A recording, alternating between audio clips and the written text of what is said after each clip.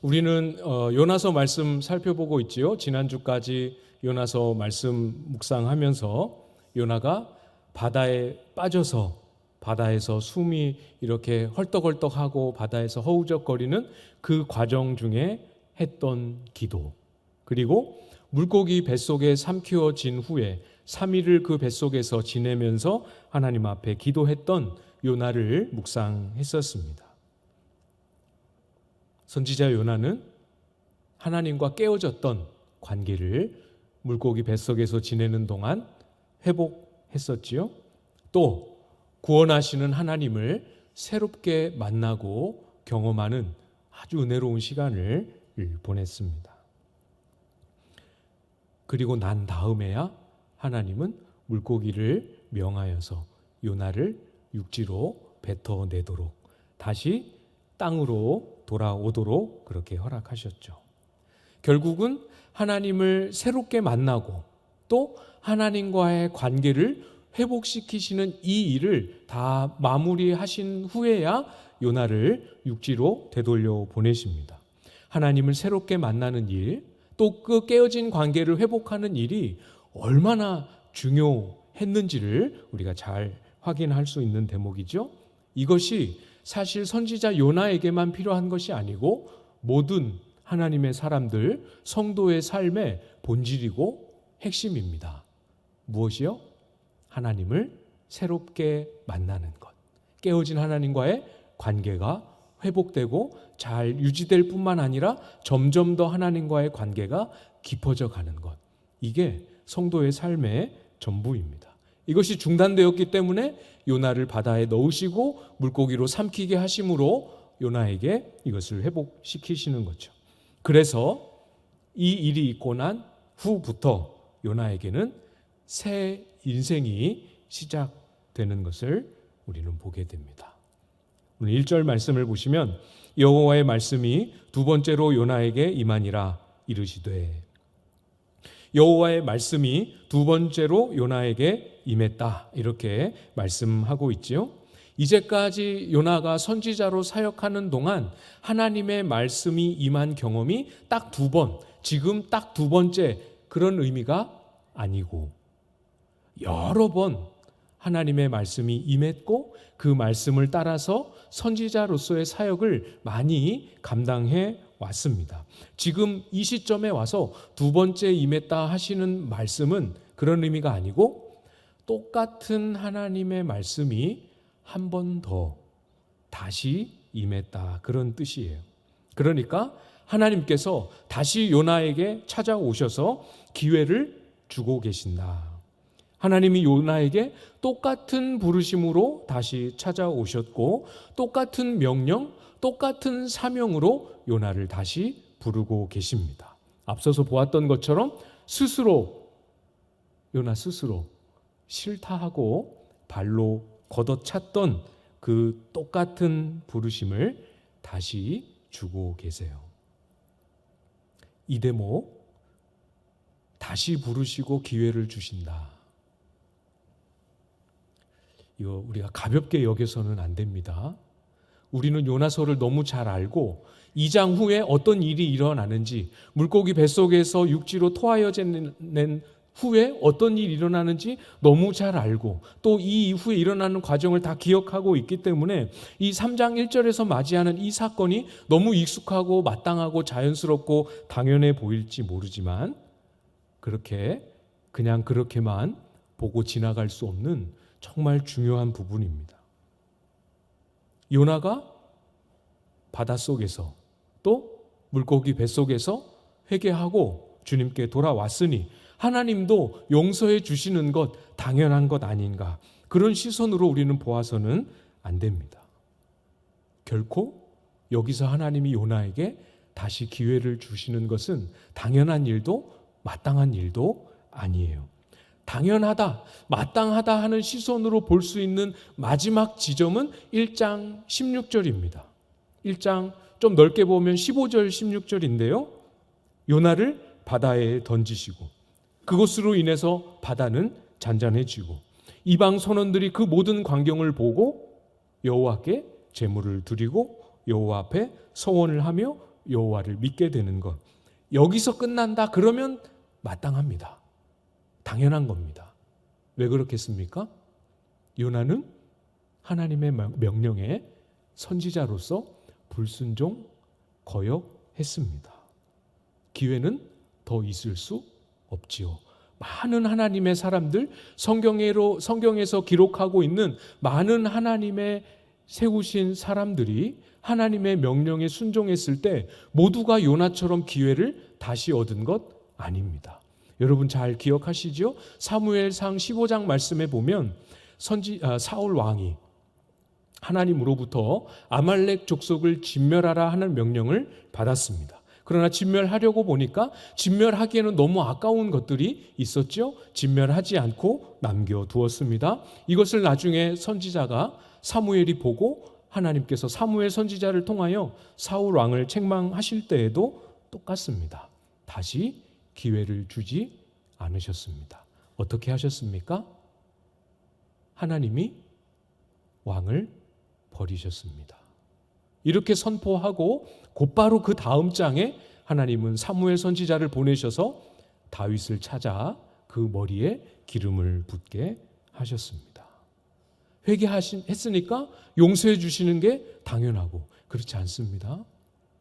하나님의 사람이니까, 하나님의 택한 사람이니까 한 번 기회를 저버리고 한 번 불순종했다 하고 해서 다시 기회를 주시는 것, 충분히 그럴 만한 사랑이 가득한 분이시지만 그것이 결코 당연한 것도 자연스러운 것도 마땅한 것도 아닙니다. 용서하시지만 용서는 정말 있을 수 없는 놀라운 기적이라는 사실을 우리의 마음에 잘 새기고 있어야 합니다.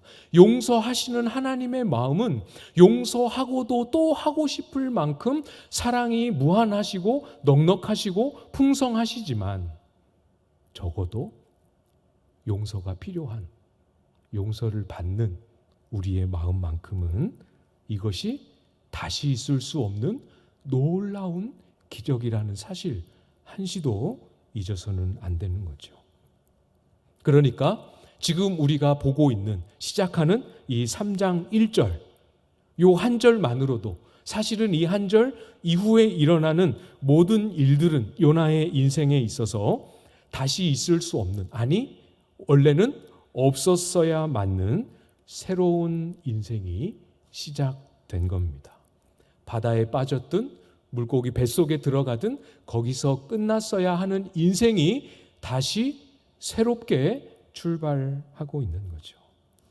하나님의 회복시켜 주심, 용서하심, 다시 기회를 주시고 불러주심, 아니면 절대로 있을 수 없는 걸음이 3장 이후입니다.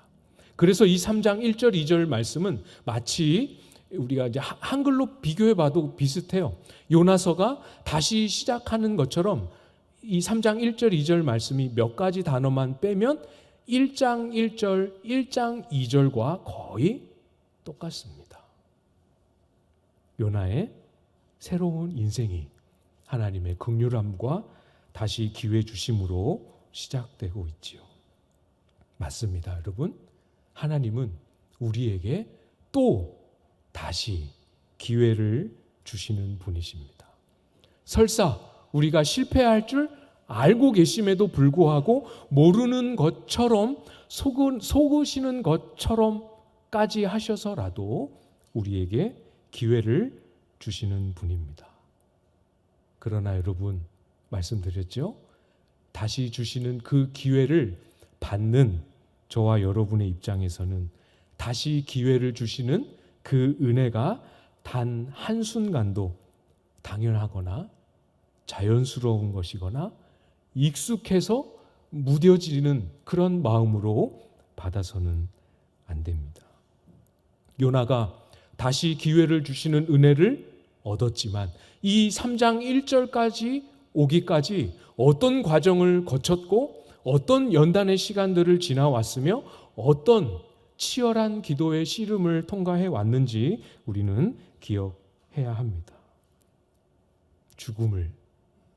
죽음을 통과하는 그런 경험을 가지며 이 순간까지 지나왔지요. 똑같습니다. 하나님이 우리에게 기회를 주실 때 그 한 번의 기회를 주시기 위해 또다시 우리를 용서하시고 또다시 우리에게 하나님의 새 부르심을 허락하시기 위해 요나의 표적과 같이 우리 구주 예수께서 똑같이 십자가에 죄 없으시지만 죄 있는 죄인의 모습으로 십자가에 죽으셔야 했고 3일 동안 무덤에 갇혀 있으셔야 했고 다시 부활하시는 그 모든 과정을 감당하셔야만 했다라는 사실을 우리는 다시 우리의 마음에 새기고 기억할 수 있기를 바랍니다. 사랑하는 여러분, 우리의 마음속에 이 하나님의 은혜 주심을 진짜로 은혜로 여기고 은혜로 여기기 때문에 우리의 마음속에서 주체할 수 없는 감사와 감격이 회복되는 그런 삶이 되기를 바라고 또 기도합니다. 은혜를 은혜로 여길 줄 알아야 합니다. 한 번 호의를 베풀면 고맙죠. 고마운 마음으로 받는데 똑같은 호의를 2번 베풉니다. 고맙긴 한데 첫 번째만큼 그렇게 놀랍게 고맙지는 않지요. 똑같은 호의를 3번 베풉니다. 고맙긴 하지요. 고맙다 말하기가 머쓱합니다. 4번째 똑같은 호의를 베풉니다. 사실 그렇게 고마운 마음이 별로 안 듭니다. 4번째 똑같은 호의를 베풀고 고마워하지도 않네. 5번째 호의를 멈춥니다. 안 베풉니다. 그럴 때 어떻게 합니까? 사람의 마음이 왜 안 하지? 왜 안 베풀어 주지? 4번째까지는 그렇게 잘 해주더니 5번째는 왜 안 해주지 하면서 이상하게 여기고 심지어는 물어보기도 하고 심지어는 요구하기도 하는 게 사람의 못된 마음 아닙니까? 호의가 반복될 때 그것을 당연하게 여기는 것이 우리의 본성입니다. 애써서 의식을 해서 힘을 써서 우리에게 찾아온 은혜는 반드시 은혜로 우리의 머릿속에 가슴속에 남을 수 있도록 은혜를 은혜로 여길 수 있어야 합니다. 그래야 삶이 달라질 수 있어요. 쉽게 생각해 보세요. 여러분, 오늘 이 수요일 이 자리에 나오실 때 안 갈 수는 없고 가긴 가야겠고 가려고 하니 너무 힘들고 이런저런 이유와 상황들이 생각나고 그래도 안 갈 수 없어서 무거운 마음으로 나오신 것도 귀하고 고맙지만 때때로 이 자리로 나를 불러주시는 것이 은혜인 것을 알고 감사한 마음으로 이 자리에 나올 때도 있지 않습니까? 와야 하기 때문에 무거운 마음으로 나오는 것도 귀하고 은혜인 줄 알고 감사한 마음으로 나오는 것도 귀하지만 똑같은 자리에 나올 때 다른 마음 될 수밖에 없지 않겠습니까? 기대도 다르고 말씀을 듣는 마음도 다르고 기도에 들어가는 내 마음가짐도 다를 수밖에 없겠지요? 은혜를 은혜로 여기는 순간이 되면 태도와 행동이 달라지는 힘이 우리의 속에 생기게 됩니다.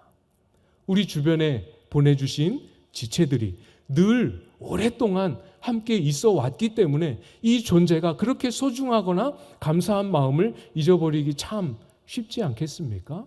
문득문득 내 옆에 있는 이 지체들이 나와 함께하고 기도하고 함께 수고하는 이 지체들이 은혜인 것을 깨닫게 될 때 얼마나 사랑스럽고 또 사랑하고 또 내 것을 내어주고 싶은 마음이 얼마나 많이 만들어지겠어요.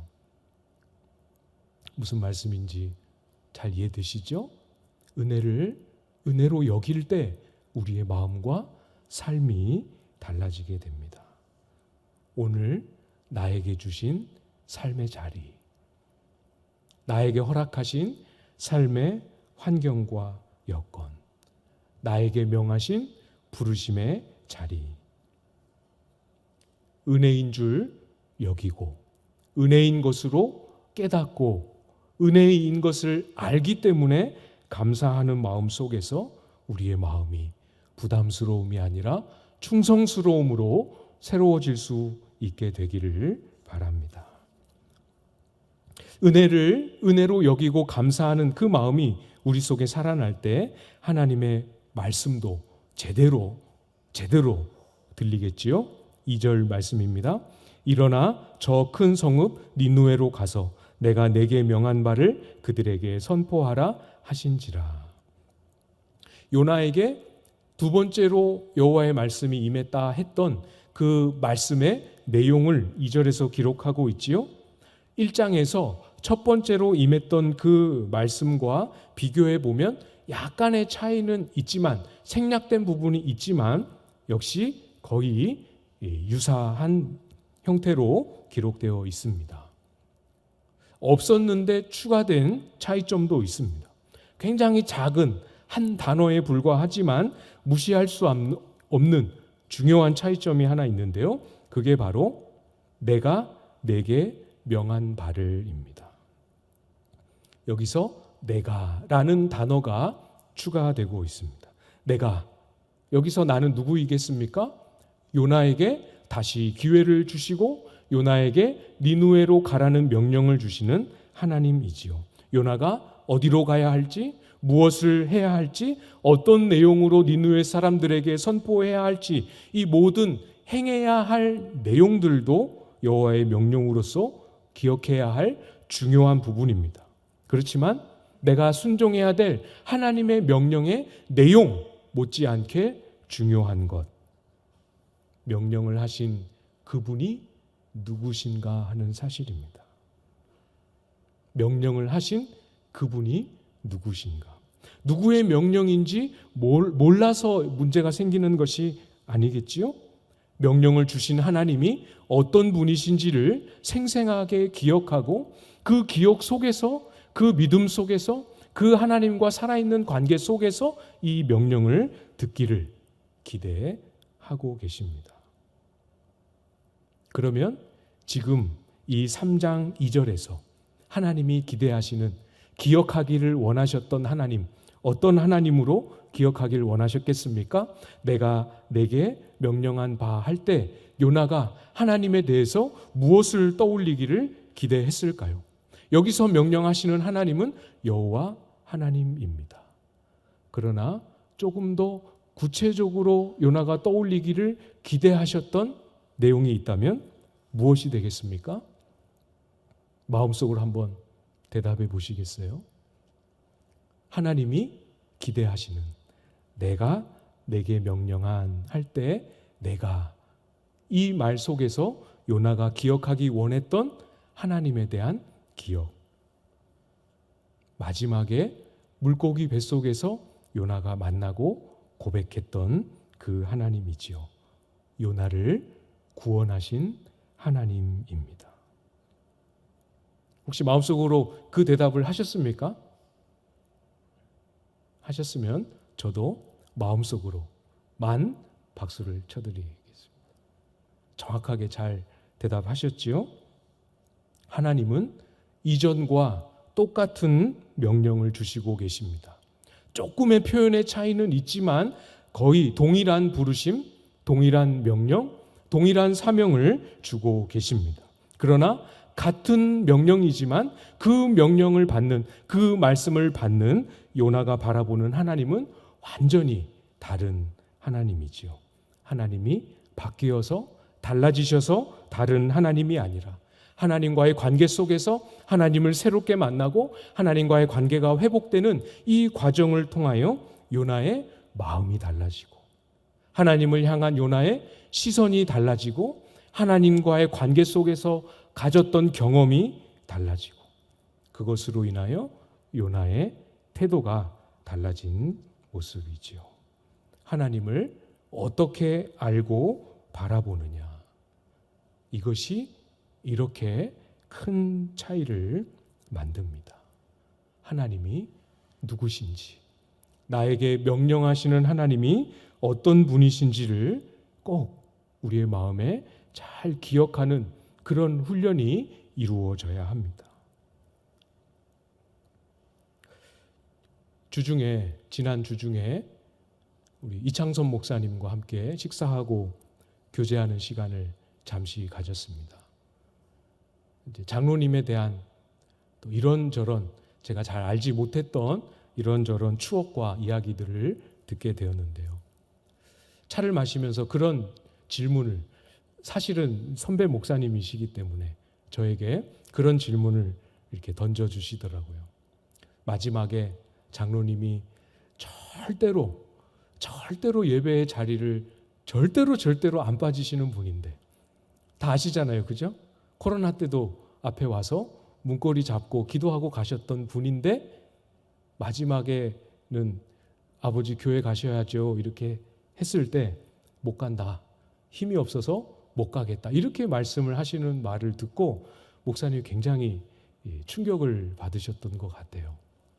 우리의 사역자로 말씀을 듣는 성도들에게는 복음을 전했을 때 복음을 듣고 전도도 하고, 복음을 듣고 기도도 하고, 복음을 듣고 교회를 위해 여러 가지 봉사도 하는 그런 많은 교우들이 있지만, 어떤 일도, 심지어는 장로님처럼 정말 그렇게 소중하게 여겼던 예배의 자리에 발걸음을 옮기는 곳조차 할 수 없는 그런 육신의 연약함을 짊어지신 어르신들에게는 과연 목사님, 어떻게 복음을 전하는 게 맞겠습니까? 어떤 복음을 전해야 맞겠습니까? 한번 대답해 보세요. 이렇게 저에게 질문을 주셨습니다.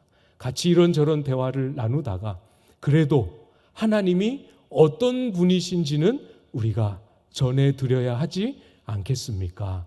이런 대화로 이 질문에 대한 결론을 맺으면서 마무리했었던 그런 시간이 있었습니다. 하나님이 어떤 분이신지 우리에게 말씀하시고, 우리의 삶의 자리를 아시고, 우리의 인생의 걸음과 앞으로의 나아갈 길을 아시는 그 하나님이 어떤 분이신지를 알지만 다시 듣고 우리의 마음에 다시 되뇌이고 붙잡는 것은 우리의 신앙생활의 가장 중요한 핵심이죠. 출애굽기에서 하나님께서 이스라엘 백성들과 시내산에서 언약을 맺으실 때에도, 언약을 맺을 때 이스라엘 백성들에게 십계명을 주셨습니다. 십계명을 주실 때에도 하나님이 똑같은 방식을 보여주십니다. 모든 십계명의 내용을 시작하기 직전에 이 명령을, 이 말씀을 주시는 분이 누구신지를 먼저 가르쳐 주세요. 출애굽기 20장 1절 2절 말씀에 보시면 하나님이 이 모든 말씀으로 말씀하여 이르시되 나는 너를 애굽 땅 종되었던 집에서 인도하여 낸 내 하나님 여호와니라. 잘 보십시오. 여기에서도 똑같이 명령을 주실 때 애굽 땅 종되었던 집에서 인도하여 낸 내 하나님 여호와다, 이렇게 말씀해 주십니다. 이걸 몰라서 처음 가르쳐 주시는 의미가 아니겠지요? 이 말씀을 순종하려고 할 때, 이 말씀에 순종해야 될 삶이지만 순종하지 못할 위기에 처했을 때, 순종하기 싫은 마음이 들 때, 또는 순종할 때 그 어떤 삶의 자리에서든 이것을 명령하신 분이 나를 애굽 땅 종 되었던 곳에서 크고 놀라운 이적으로 나를 구원해 내신 하나님이신 것을 절대로 잊지 말기를 원하셨기 때문에 다시 또 말씀해 주고 계시죠. 모세오경을 이렇게 보시면 이런 표현으로 스스로 하나님을 소개하면서 이스라엘 백성들을 향하여 말씀하시고 찾아오시는 그 하나님의 목소리를 많이 마주할 수 있게 됩니다. 아주 중요한 신앙의 원리지요. 우리가 하나님의 명령에 순종할 이유와 순종할 수 있는 힘, 하나님이 누구신가? 하나님이 우리를 구원하신 이구나. 이 사실, 이 진리 속에 있습니다. 이 복음 속에 우리가 순종할 힘과 능력이 있지요. 여러분, 오늘도 여러분의 마음속에 나를 구원하신 하나님, 죄와 사망에서 나를 건지신 하나님에 대한 감사와 감격과 고마운 마음, 몽글몽글하게 살아 있으십니까? 목사님, 구원하신 하나님이라는 진리는 너무 옛날에 배운, 신앙 어릴 때 배웠던 초보적인 지식이고, 저는 더 깊고 더 심오하고 뭔가 좀 더 고난이도의 감사, 고난이도의 은혜에 대한 감격과 감사가 있어야 하지 않을까요? 혹시 이렇게 생각하시는 분들 있으신지 모르겠습니다. 저도 한때 구원의 복음 말고 뭔가 더 심도 있고 뭔가 더 그럴듯한 은혜, 또 그것에 대한 감사가 있을 줄 알고 여기저기 이 집회 저 세미나 찾아다녔던 그런 시간이 잠시 있었던 기억이 있습니다. 아니더라고요.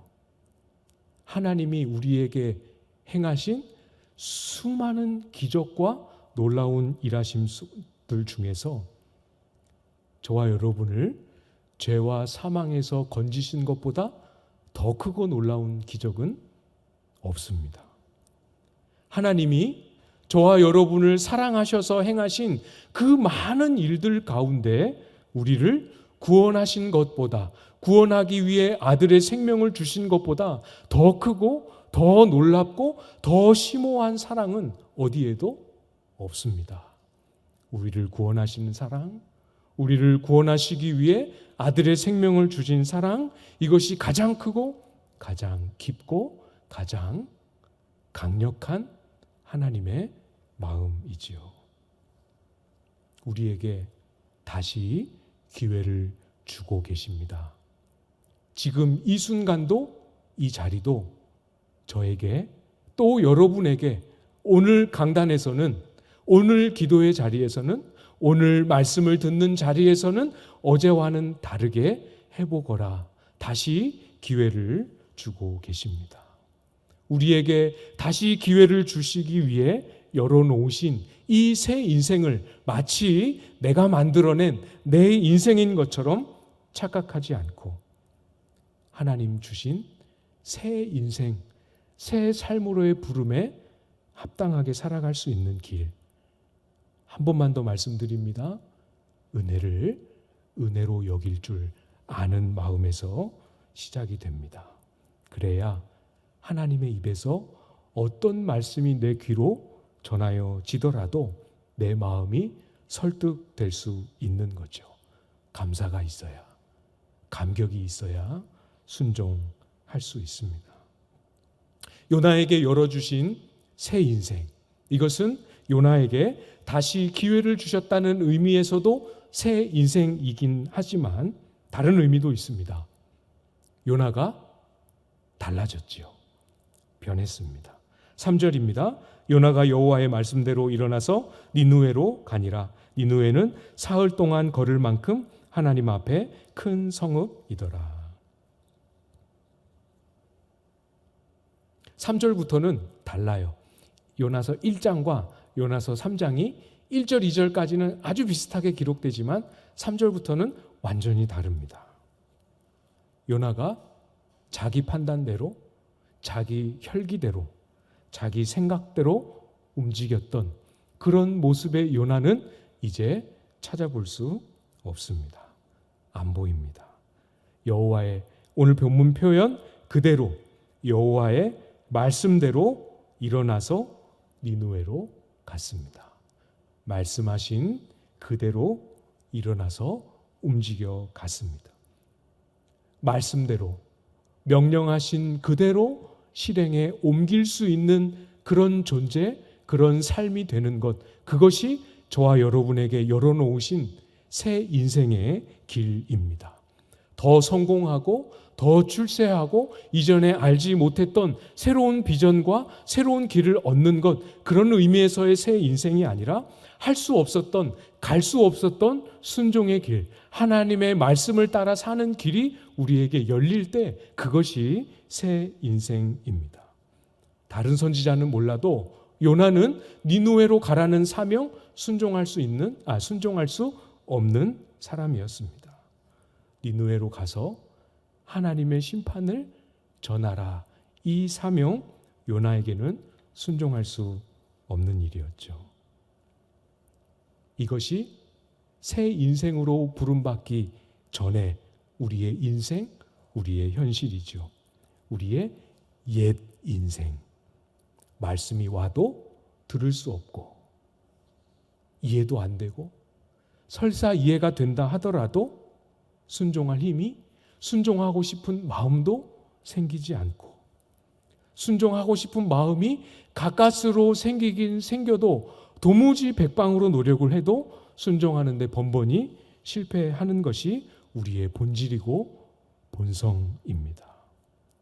이것이 우리의 옛 인생의 현 주소 아닙니까? 옛 인생의 잔재가 아직도 남아 있어서 문득 경험하게 되는 우리의 현재의 모습 아닙니까? 그래서 우리 주님께서는 이 요나서의 말씀으로 저와 여러분을 초대하고 부르고 계십니다. 새 인생으로 부르고 계시고 이미 새 인생이 되었으니 그 삶을 펼쳐보라는 믿음으로 저와 여러분을 부르고 계십니다. 옛사람을, 옛 인생을, 옛 본성과 옛 자아를 벗어버리는 그런 삶으로 부르고 계십니다. 요나에게 허락하신 새 인생, 목숨을 걸고도 순종할 수 없었던 그 삶을, 그 사명을 순종으로 받아들이게 되는 이 새 인생이 열리는 은혜, 여러분에게도 뚜렷하게 경험되기를 기대하십니까? 그 마음을, 그 기대하고 소원하는 마음을 그대로 하나님께 올려드리시기를 바랍니다. 때때로 염려와 근심이 발목을 잡는 순간이 없지 않습니다. 있지요. 우리의 고집으로, 어리석음으로, 게으름으로, 우리의 판단 착오로 실패할 때도 없지 않습니다. 틀림없이 있을 것입니다. 그렇다고 해서 우리의 마음을 들여다볼 때 하나님이 우리에게 명하시고 부르신 이 새 인생처럼 하나님의 말씀에 순종함으로 나아가는 열망, 사라진 것이 아니지 않습니까? 실패하게 만들었던 수많은 환경과 이유로 감추어지고 묵혀져 있었던 이 새 인생을 향한 소망, 새 인생을 정말 하나님 앞에서 요나처럼 살아내기를 원하는 소원과 다짐, 다시 꺼내어서 주님 앞에 올려드리고 고백하실 수 있기를 바랍니다. 나에게도, 우리 모두에게, 우리 광안제일교회 모든 교우들에게 요나와 같은 새 인생을 열어주셔서 주님의 입술에서 어떤 말씀, 어떤 목소리가 들려와도 말씀하신 그대로 일어나서 나아가는 그런 저의 삶, 그런 우리 교회 모든 성도들의 삶이 될 수 있기를 주님의 이름으로 바라고 축복합니다.